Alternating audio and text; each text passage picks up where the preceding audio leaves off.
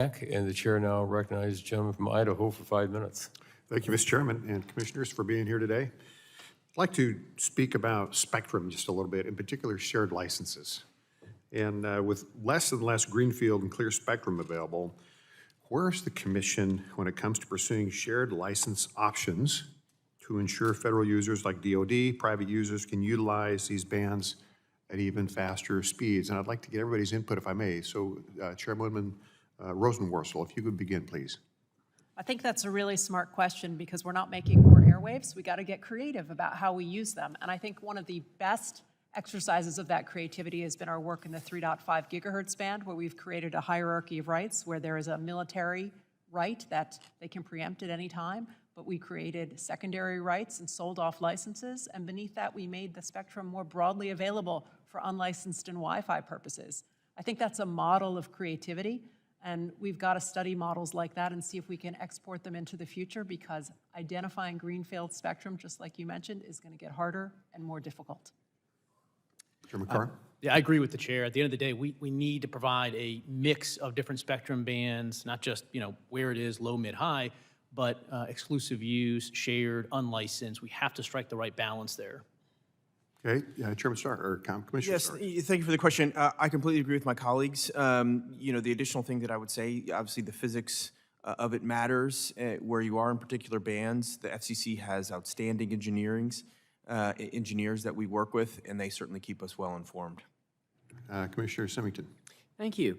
My colleagues have already said a number of very, very smart things, and I'm going to more or less agree with all of them. I would note also that in Chinese deployments of 5G, they often operate in private networks, of which China has a very high density compared to the United States, indoors and at relatively low power levels, thus providing support for manufacturing and other industrial facilities. So that's something we should explore as well. Okay, thank you for that. And that's a kind of a lead-in for where I wanted to go next. And we'll just go in reverse order if we may, because I'd like to get all of your input on this as well. And it has to do with the mix of licenses, if you will. So as Congress seeks to support FCC's Spectrum Auction Authority, where do you see the value to Americans when it comes to this mix, shared license, unlicensed, and exclusive licensed spectrum? What's the value to Americans in that mix? So, Commissioner Symington, if you'd start, please. Absolutely. So full power exclusive use licenses allow for the most detailed network engineering.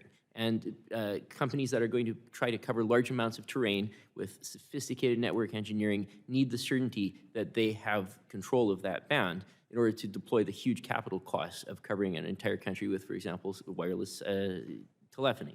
On the other hand, unlicensed spectrum is where the Wi-Fi industry came from. It allows anyone to get in and start innovating, and having a mix of unlicensed spectrum available allows for an explosion in diversity of services, sometimes ones that start with very low investment but can grow. As far as goes shared spectrum is often the model that we're looking at when there are a number of services that have different operational characteristics and can share the same band, or that operate at different times and can be synchronized, can be offset in time so that there are heavy traffic in one direction when that's what's needed, and then at other times they turn off. So, for example, a radar can operate.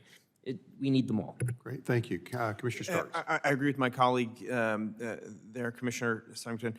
The two things that I would additionally add is we are also advised by the Technical Advisory Council, which frequently gives us great ideas.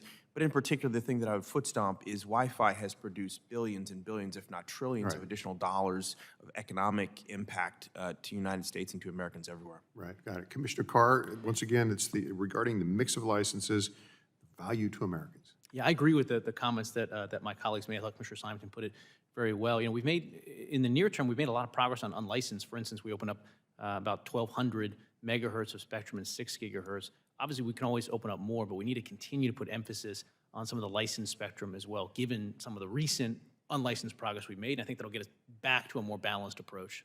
Thank you. Chairman Rosenworcel. I think my colleagues have all made good points. The bottom line is that good spectrum policy requires a mix of licensed and unlicensed services and exclusive and shared use propositions. Great. And we constantly have to be recalibrating to make sure we're making the right balance in our skies. Thank you. Commissioners and Mr. Chairman, I do have more questions, but I'm out of time, so I'm going to send those to you in writing. Mr. Chairman, I yield back.